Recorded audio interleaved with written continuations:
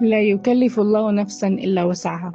بس تذكري وسعك مو ثابت، وسعك بيتغير لما بتتعبي ولما بتنجرحي ولما ما تتحملي أكتر من اللازم.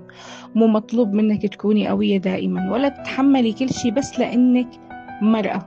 الحياة مو اختبار صبر مفتوح، وانتي مو مطالبة تثبتي قوتك لكل الناس. في لحظات السكوت فيها مو حكمة، والتحمل فيها مو فضيلة، وأحيانا الانسحاب أذكى قرار بتحمي فيه روحك. إذا حسيتي إنه الحمل تقيل مو معناته إنك ضعيفة، معناته إنك إنسانة وصلت لحدها ولوسعها في الحياة. الله بيعرف قديش وسعك وبيعرف إمتى يخفف عنك، بس بده منك شي واحد: ما تظلمي حالك باسم الصبر والتحمل. كوني رحيمة على نفسك لأنه ربك رحيم فيكي. خففي عن حالك، مو مطلوب منك تكوني قوية دايما. القوة الحقيقية إنك تلجئي لربك وتتركي الحمل عنده.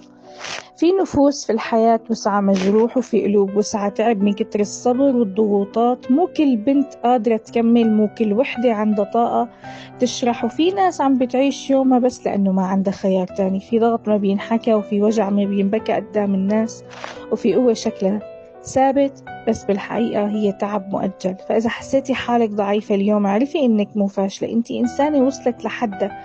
فالله شايفك وإنتي عم تحملي أكتر مما لازم، وسامع صوتك حتى لو ما طلع هالصوت.